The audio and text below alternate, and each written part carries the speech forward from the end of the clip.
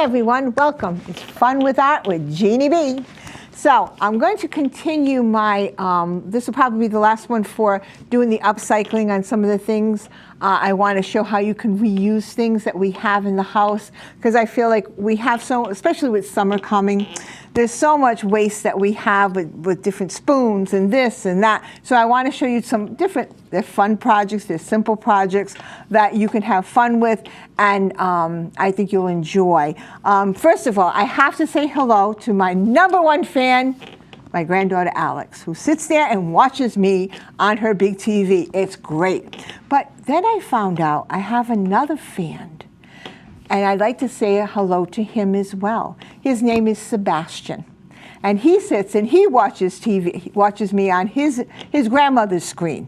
So, hi Alex, hi Sebastian. Now let's get rolling, shall we? Okay, so what I wanted to start with, I wanted to just show you. Now these are, oops, excuse me. These are, like dressing bottles, and they're glass. And so I was thinking, well, there's so many different things you could do with these. I don't know about you, but when I was doing the yogurt, I had so many of those glass yogurt cups, I couldn't give them away. And I didn't know what else to do with them. I don't know how many projects I did with those. So anyways, but this is what I wanted to show you about the different techniques that you can use, different kinds of paint and how it comes out. So this one right here, excuse me. This one right here is a multi-surface. It's an enamel. I think this is the enamel one. Hold on. Yeah, this is the glass paint. This is the enamel one. And so what you do, and it says it right on it. It says enamel paint. Don't be afraid if it says enamel. It's not like the years ago people got very scared. They make them very safe now. They're craft paints. So what I did was, this was 2 coats. I painted it. Now all these paints, that when you paint on glass, if you want it to stay, you have to bake it, okay? If you don't bake it, it's gonna wash right off. So these I did, and then I will tell you how we baked it. This one is glass paint. Is there a little bit of a difference? Yes.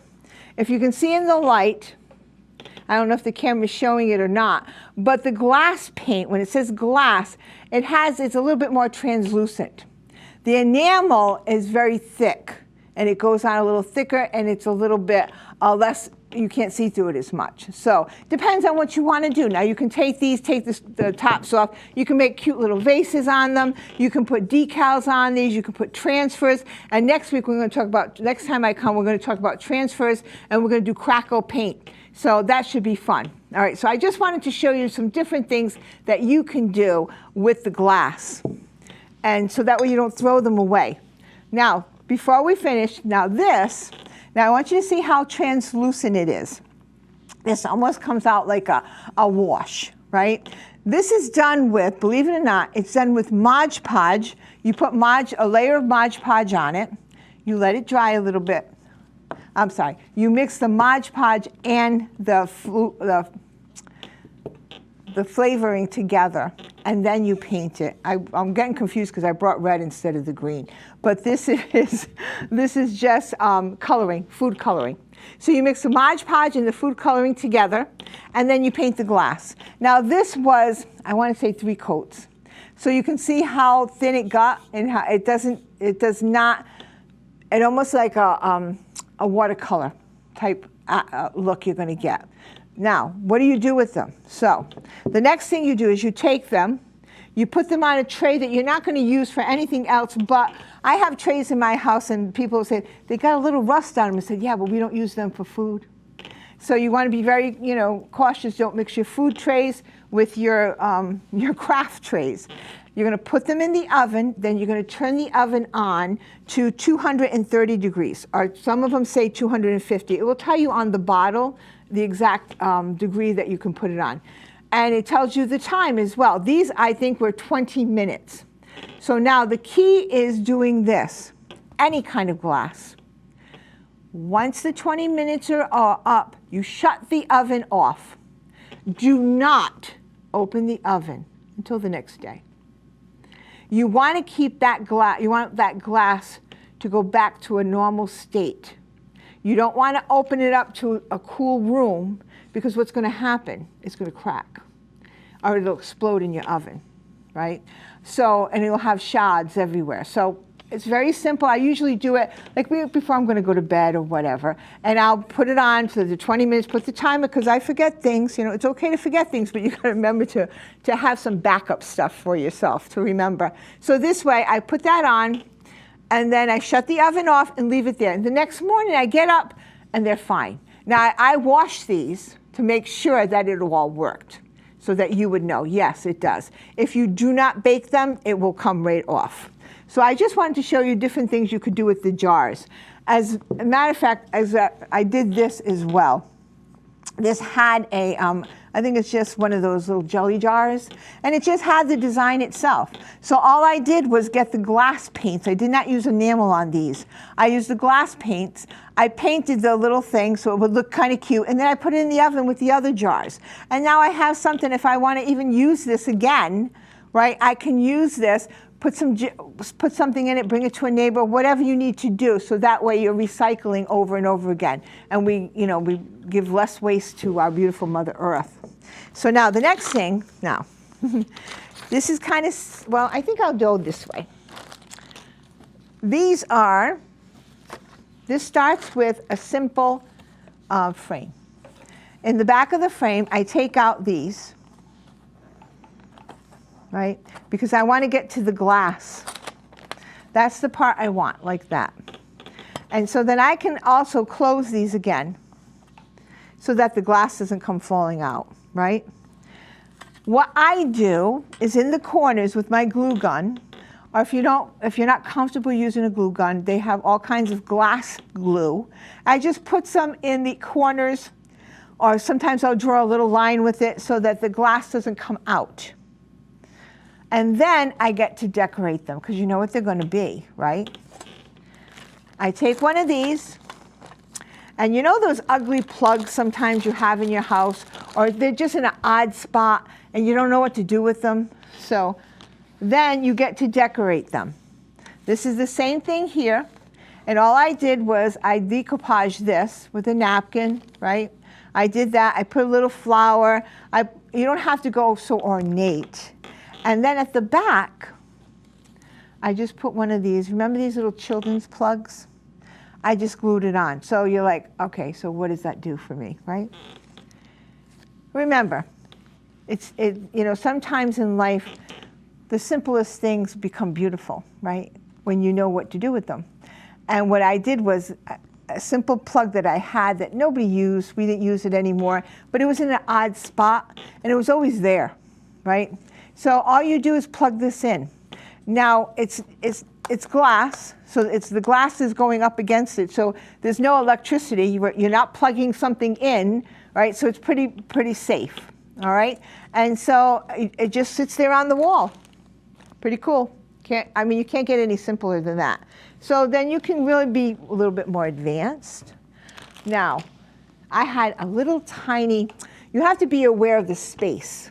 And that's always important in life, being aware of how much space you need to do something, right? If you need a lot of space, you have to allow for a lot of time. If you need a little bit of space to do something, sometimes you can do things quickly, but you got to keep watching it and making sure you're doing it correct. So this little guy, I had a little tiny spot in my bathroom where they put some plug, who knows why, but he was stuck up against the wall, and there wasn't a whole lot of space to do anything with.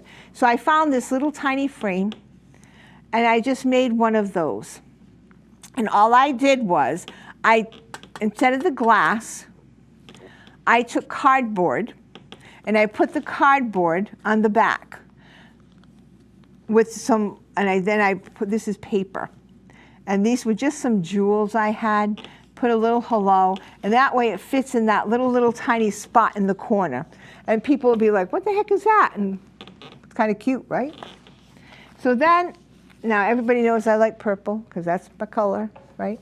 So I decided that I needed one in my kitchen. And I like, cherry blossoms. I liked all the different flowers. The butterflies are my thing. And so what I did was I distressed this frame. So what does that mean? All I did was, it was a really bright gold frame. Now all of this I bought like at the dollar store. So they're inexpensive to do, they're fun to do, and you can use them. I like to use things. So I did buy this frame at the dollar store. The other things I had, but I went and I bought this one because I wanted to show you how to de-stress something. And what that means is that you're just taking the initial shine off of it. And all I did was I got some brown paint with a little rag, and I just went over the whole thing. And while it is still wet, you go back in and you wipe it off. So it just leaves a coating on it. All right, so because you don't want to change things, you just want to make it a subtle difference. And a lot of times when we do things in life, we just need that subtle difference to make it look completely different, right? So that's what I did with this. And of course, there's my thing to plug it in. Now, I was thinking, I said, well, you know what happens is, I don't know about you, but sometimes I have 2 plugs, right? And to fit up against the wall. And so what I would do is, you just got to make sure you measure correctly so that they're lined up to the plugs in the wall. So, and then you just put one up underneath it. I mean, it's like a no-brainer. So then you would just do something like this. And that way, when you put it into the first one, you would have this one as well. It's because I think if it's 2 plugs, sometimes what might happen, if it's too heavy, it might just, I don't like pictures that move. I don't like things that are odd. I don't like things that twist. I like it straight. So in order to keep it that way, I would put the 2 plugs. So that's just a different way to upcycle some of these things. Or even if you want to go get something at the dollar store, use up all your little craft things that you'd like to use, or things you're going to throw away. And you can make beautiful art with that. So that's just one other thing to do. So now, I'm thinking, okay, do you remember these? I don't know about you, but when I was a kid, we didn't have a dryer. We had a clothesline. And anybody that understood a clothesline, they understood these. Now, if you remember, these were a lot bigger. And some of them, they didn't have this little spring. They were like rounded, and you just put the clothes on. The clothes came back, and there are a lot of people that still do this. I personally have a hard time with that because I have this great aversion to bugs. And I don't like it when sometimes my clothes come in from the outside and they have little buggies on them. So I was going to tell you a story, but you want to hear this story? I'm going to tell you anyways. I had this friend once. The wife used to always put the clothes on the line. And so he puts his jeans on, didn't think twice about it, but he kept thinking that there was a problem, right? Because he was getting a lot of pain in his private area. So he goes to the doctor, and what had happened was, there happened to be a spider that was in the underwear. He never saw it, and it was wrapped around a very personal part of his anatomy. And yeah, that was the problem. So once I heard that, I was like, nope, not doing that. No, no, no, no, no. So I hope I made you laugh, because we have to laugh in life. That's how it's all about. So let's talk about the clothespin. So I'm like, I had all these clothespins. I know there's not something that you go and buy, today. But if you happen to have them, or you happen to be in the dollar store and you're saying, oh, I remember those, what can I do with them? So instead of just painting them and holding them as a paper holder, which they work just as well, this is what I ended up doing. So I took them, and I had a clear circle. And I said, oh, that'll work perfect. You don't know how many times I redid this. Oops, see, it's falling apart again. Oops, I forgot the glue. And then I just started gluing all of these. This made a trivet. I stained it, I sealed it, and so now you can put something hot on it, because it's wood, it's not going to go anywhere. I mean, I would, be cautious, because it is wood. You don't want to put a flaming pot, but I would put a casserole dish or whatever, something like that. Or if you want to use it for underneath a plant, right? Because there is plastic underneath here. So these are different ways that you can use things that you may have that are stuck in a drawer, right? I mean, I know when I was growing up, there was always one of these clothespins somewhere in the house. So if you happen to have some, or you just want to try different things, by all means, please. It's a fun project, and I'll bet you that your children would enjoy it even more, trying to fit them in. What I did was towards the end here, because you know you can only put so many, I just took them off the clothespin thingy, and so that way I had 2 pieces. And once you have 2 pieces, then you can use them this way, and you can fit them in better. So it's up to you how you want to do it, but that's what I ended up doing. But I still have to figure out what I'm going to do with these pieces. We'll have to check that out. What I end up doing with those, I have no idea. But I will come up with something to use it. So we'll see. All right, so now, one last thing. And I know you're going to all laugh. But I don't know about you, but by the end of the summer, I have gotten so many like spoons in my house, plastic spoons, and a lot of times they're everywhere, right? And so a lot of times people, I don't know, they wash them. Plastic spoons, you know, I get it. It's for sanitary reasons. That's why you throw them away. But if you can upcycle some of the ones that you haven't used, and you need to do something with them instead of just throwing them in the drawer, right? What I first did was I did paper mache. I did Mod Podge, and I Mod Podged them all. Right? It didn't take very long. I think I was watching, I don't know, The Pit or something. I was watching some show, and I just sat there and I did that. Then the next step I did was, of course, you remember. I'll give you a quick review. That you have to then take the napkin and you have to pull it apart, and you only use 1 layer of the napkin. Because if you use too many of the layers of the napkin, it's too thick, and it won't adhere very well to the spoon or to anything that you're doing. So anyways, so this is what I did. So you end up with all these things. Now, what the heck are you going to do with those? Right? Like, what do I do with those things? All right, Jeannie, come on, show me. So what I ended up doing was I decided to make, I want to say it's a wreath, but it could be just kind of a decoration for your side table. I put this in here, but you could also put a candle. I wouldn't put a candle you light with a match. I would put an electronic candle in. You could put one of those little ones. So it'd just be like on the side. So now how did I do this? Now I'm going to show you in the back. I had this round trivet. If you are going, and it worked out well for me because the little beads here were stuck to it, and so it lifted it up off the table. If you're going to even try to attempt this, my suggestion is this. See how thick the wood is? Use thinner wood, because what I was trying to do is have these spoons overlap a little bit more. So it gave like almost the effect of a flower. This came out lovely, but it's not the actual effect that I wanted. But I brought it here anyways to show you, because I wasn't afraid to say, hey, you can do this better. Just try it. I made the mistake of just kind of gluing it all together. And it wasn't a mistake. No, it was just a different way of doing things. And sometimes in life, that's all it takes. You just got to change it up. And so then if you try to do this, or if you choose to do this, it's a fun thing, and I think your children would enjoy it as well. It doesn't take long to do. You're using, the plastic. It's not going in the landfill.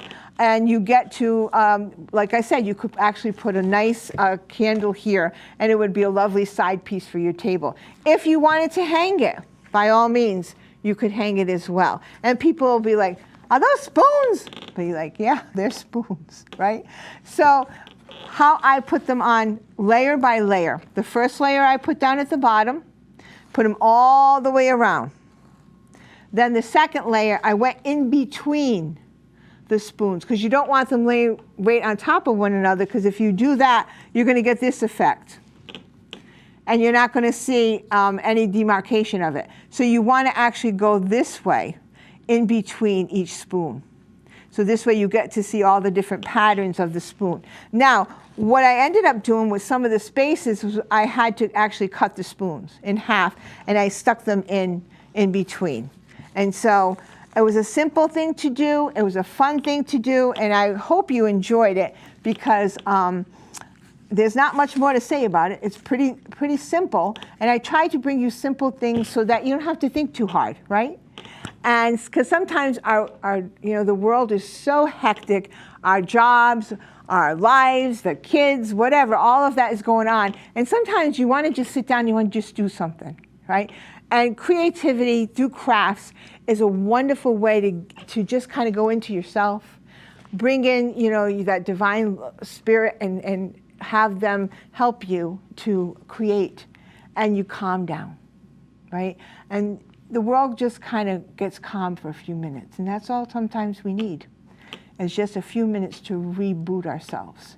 So I bring you simple things so that you can do that, right? But next time, what I am going to do, and I started collecting some of the different things, I have to make the samples. I want to teach you how to do different ways of texture on canvas. I want to teach you how to do what's called crackle wood. And once you do crackle on the wood, then you can get these rub-ons. Now, I don't know if you remember the rub-ons. When I was a kid, we had these things where they were transfers, and you rubbed and rubbed and rubbed with a pencil or a popsicle stick or whatever, and it stuck on like the picture you were making. Well, nowadays, they make them so that you can actually use them on boards, with sayings. There's so many. Just look through, the craft stores, on Amazon, wherever, and you'll see what I'm talking about. So we're going to try to do a couple little more difficult things, so that way you won't, you'll get some things to work with and see how you want to incorporate them in your life. So I hope you enjoyed today's session. Enjoy life, have fun, and I will see you next time. This is Jeanne B. Have fun with art. Bye-bye.